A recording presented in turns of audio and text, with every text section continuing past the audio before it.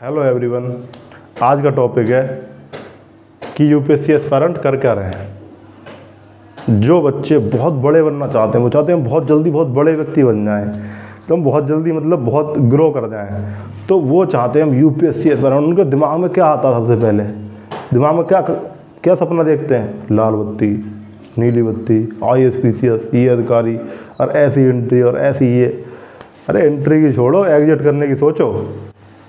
पहला ऐसा व्यक्ति है जो ये कह रहा है कि यूपीएससी की तैयारी से एग्जिट करो।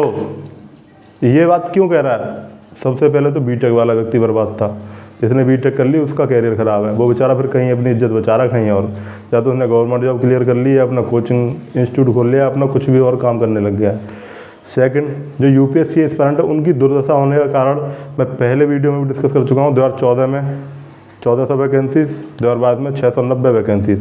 तो इस तरीके से जो ग्राफ गिर रहा है वैकेंसीज़ का, और लेटरल एंट्री का जो एक नया तरीका है कि प्राइवेट एक्सपर्ट ही बैठेंगे सेक्रेटरी के पद पे, तो अन्य बहुत तरीके हैं। सरकार भी अपने ऊपर लोड नहीं लेना चाहती। अब मेन बात चल रही है, हम सरकार में कमी देख ली हमने, ठीक है, हमने कमी देख ली भाई साहब सिस्टम में, ठीक है। अब अपने अंदर कमी देखो, हमारे अंदर क्या कमी है भाई? हम भी कहीं गलती करते हैं कि सरकारी सारी गलतियां करती है, तो हमें अपने अंदर भी झांकना चाहिए। तो ये यूपीएससी एस्पायरेंट कर क्या रहे हैं? बड़े बड़े सपने लेके आ गए भाई साहब। मैंने ऐसे लोगों को देखा, अरे भैया इस वाले रूम में मन नहीं लग रहा, हम तो वहाँ जाएंगे। मुखर्जी नगर वाले राजेंद्र प्लेस आ रहे हैं, राजेंद्र प्लेस वाले मुखर्जी नगर जा रहे हैं। फिर भाई साहब जब तक आप जगह बदलते रहे ना, जब तक आप खुद नहीं बदलोगे ना, तब तक जगह बदलने से कुछ नहीं होगा। ये मन है ना, ये चंचल है, अब वो भटकाता रहेगा। अब यहाँ से वहाँ भटकते रहना, वहाँ से वहाँ भटकते रहना। और जिसे तैयारी करनी होगी विथ फुल रिसोर्सेज, वो क्या करेगा? आएगा, केवल 2-3 साल ढंग से तैयारी करे, केवल 2-3 साल, ये नहीं 10 साल इंतजार करे, वो 2 साल ढंग से तैयारी करेगा और निकल के चला जाएगा। अब तुम देखते रह जाओगे भाई साहब, ये तो अभी आया था हमारे सामने, निकल के भी चला गया और हम यहीं पड़े हैं। तुम फिर चाय की दुकान पे जाके ज्ञान बांटना, ठीक है, और ज्ञानी बाबा बन जाना, उसका फिर कोई आउटपुट रह जाता नहीं है। तो देखिए हमारा ये यूपीएससी एस्पायरेंट करके आते हैं कि मैंने कई यूपीएससी एस्पायरेंट ऐसे देखे हैं 10 या 15 किताब पढ़ के, मैं ये नहीं कहूँगा 5 किताब पढ़ के, 10 या 15 किताब पढ़ के, बहुत नॉर्मल स्टडी करके यूपीएससी में निकल के चले गए। और कुछ ऐसे हैं जिन्होंने केवल लाइब्रेरी खोल ली, 50, 100, 150 किताबें इकट्ठी कर ली, पूरी लाइब्रेरी बना ली बुक्स की, उन्हें पता कुछ नहीं है। तो ऐसा होता है जब हम किसी भी एक विषय की एक स्टैंडर्ड बुक तो ढंग से पढ़ लेते हैं, एक बार उसे, फिर 2 बार, 3 बार, 4 बार रिपीटेटिवली। जब हम रिपीटेटिवली एक ही बुक को लगातार पढ़ते रहते हम उसके एक्सपर्ट बन जाते हैं। तब हम कहीं पर बीट नहीं होते। जो क्वेश्चन आता है वो एलिमिनेशन का ज़्यादा आता है, सॉल्यूशन का नहीं। आपको सही उत्तर पता हो या ना हो, पर आप गलत जो ऑप्शन होते हैं उनको एलिमिनेट कर सकते हैं। किसकी नॉलेज के दम पे? केवल एक सब्जेक्ट की एक स्टैंडर्ड बुक की नॉलेज के दम पे। तो यानी कि आप अनेक एक विषय की किताबें पढ़ने की बजाय एक ही किताब को 10 बार पढ़िए। मैं यहाँ पे बुक्स डिस्कस नहीं कर रहा हूँ, कौन कौन सी बुक्स को फॉलो करें, ये तो बिल्कुल ही आजकल आउट ही हो चुका है कौन सी बुक पढ़नी है, डिपेंड करता है आपके ऊपर। और यहाँ पे जो मेरा आज सेंट्रल जो सब्जेक्ट है वो है यूपीएससी एस्पायरेंट गलती कहाँ कर बैठते हैं। तो देखिए, फेयर समय दीजिए, 3 to 4 ईयर्स का समय दीजिए, उसी में बिल्कुल फोकस्ड, मतलब पहले तो आप अपने आप को 2 साल का ही टारगेट दें। कई 2 साल केवल अपना सिर उठा के, कॉलर उठा के इसमें ही ना घूमते रहें कि हम यूपीएससी की तैयारी कर रहे हैं, उसकी इज्जत ना कमाते रहें, उसे छोड़ दीजिए। आप सोचिए कि करो या मरो की स्थिति पहले अटेम्प्ट में लगा दो। अगर आपने पहले ही अटेम्प्ट में महात्मा गांधी की डू और डाई की पॉलिसी फॉलो कर ली, तो आप पहले, दूसरे, तीसरे अटेम्प्ट में वो अचीव कर जाएंगे जो आपको चाहिए।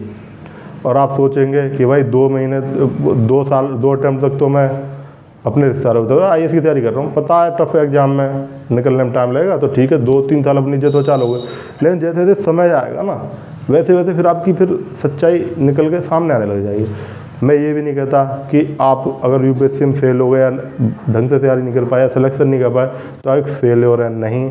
फिर आप सही समय पे सही एग्जिट लेके एक अन्य मार्ग पर अपने अंदर के टैलेंट को पहचानिए कि मेरा टैलेंट क्या है, और फिर उसमें आगे बढ़िए। तो भाई साहब आप बहुत आगे निकल सकते हैं। केवल आप रोज़गार लेने वाले नहीं, रोज़गार देने वाले भी बन सकते हैं।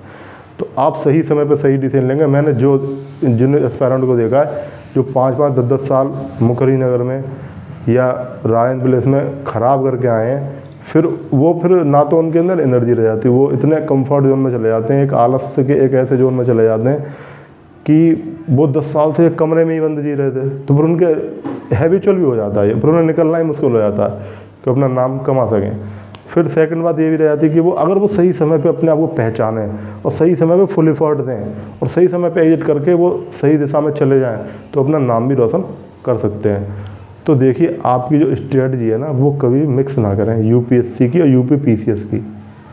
ये हो सकता है कि आप शुरू के 3 साल है ना, 4 साल 4 टर्न पूरे लगन से केवल यूपीएससी पे ही फोकस करें, ओनली यूपीएससी। यूपीएससी अकेला ऐसा एग्जाम बन जाता है जो फुल्ली फेयर है। अब कोई ओम बिरला की बेटी हो, कोई IAS PCS का बेटा हो, छज्जन या कुछ ऐसे हो, वो एक बात अलग हो जाती है, वो 1-2% तो हर जगह रहता है। फुल्ली फेयर जो सिस्टम है वो यूपीएससी की प्रिपरेशन है भाई साहब। अपर लेवल पे करप्शन नहीं है। अपर लेवल पे आप कहीं भी देख लेना गवर्नमेंट सिस्टम में, वहाँ पे आपको करप्शन नहीं होगा। आप बताओ, क्या मोदी जी करप्ट हैं? क्या CM करप्ट है? नहीं भाई साहब, अपर लेवल पे कहीं करप्शन मिलेगा नहीं, 1 रुपये करप्शन नहीं मिलेगा। आप देख लेना, ग्रुप A का एम्प्लॉई जितना करप्शन नहीं कर पाता, इतना ग्रुप C का कर लेता। मैंने ऐसे कई जगह एग्जाम्पल देखे हैं, जो लेखपाल है ना, उसकी संपत्ति एक IAS से ज़्यादा निकली। IAS पे भाई साहब बहुत जिम्मेदारियाँ होती हैं और भाई साहब बहुत स्कैनर होते हैं, बहुत कैमरे लगे होते हैं, बहुत मुश्किल होता है बेईमानी का पैसा कमाना। लेकिन ग्रुप C लेवल पे सबसे ज़्यादा निचले स्तर पे जितनी आपको भर्तियों में धांधलेबाजी नज़र आएगी, भर्तियों में जो आपको इतनी ज़्यादा जो है पेपर आउट की शिकायतें आएंगी और मतलब नकलचियों की जो ब्लूटूथ के द्वारा जो नकल कराई गई है, वो आएगी UPSSC लेखपाल में। वो आएगी आपका जो मतलब group C group D level की जितनी वैकेंसीज है। अभी RRB NTPC का जो विरोध किया था बच्चों ने रेल की पटरी पे आके, वो जितनी भी समस्याएं निचले स्तर पे आएंगी। तो निचले स्तर की जो समस्याएं हैं, जो निचले स्तर की आप गवर्नमेंट जॉब की तैयारी करेंगे, तो आप या तो फिर ट्रेन रोकिए या बस रोकिए, या फिर आप हाई कोर्ट में जाइए, सुप्रीम कोर्ट में जाइए, या फिर आप जो है इसी में पड़े रहिए, पेंडिंग ही रहेगा वो। और जो फेयर है, जहाँ से आप तैयारी कर सकते हो, जहाँ से पहुँच सकते हो, जहाँ पे फेयर सिस्टम है यूपीएससी, उसका आप कंपटीशन ही निकाल पाओगे। तो आपके इसी इंतजार में बैठे रहो कि भाई साहब अपर लेवल पे इसलिए निकल पा रहे कि वो इतना टफ है, भीड़ ज़्यादा हो गई है और हम उसे क्वालिफाई नहीं कर पा रहे, और लोअर लेवल पे इसलिए नहीं कर पा रहे कि लोअर लेवल का दे के तो आए थे, एक बार पैट दे दिया, उसके बाद फिर लौट गया भाई साहब, अभी दोबारा पैट आ गया, एक भर्ती पूरी नहीं हुई भाई साहब। 4-4 साल हो जाते भर्ती नहीं निकलती, 5-6 साल बाद अब लेखपाल की भर्ती निकली है यूपी में। केवल इसी राज्य का ये हाल नहीं, सभी राज्यों का यही हाल है, बहुत बुरा हाल है भाई साहब। गवर्नमेंट ये मत सोचो क्या गवर्नमेंट जॉब लोगे तभी तुम्हारा सितारे तरह चमको, अरे तुम्हारे अंदर टैलेंट है, तुम किसी भी लाइन में निकल सकते हो।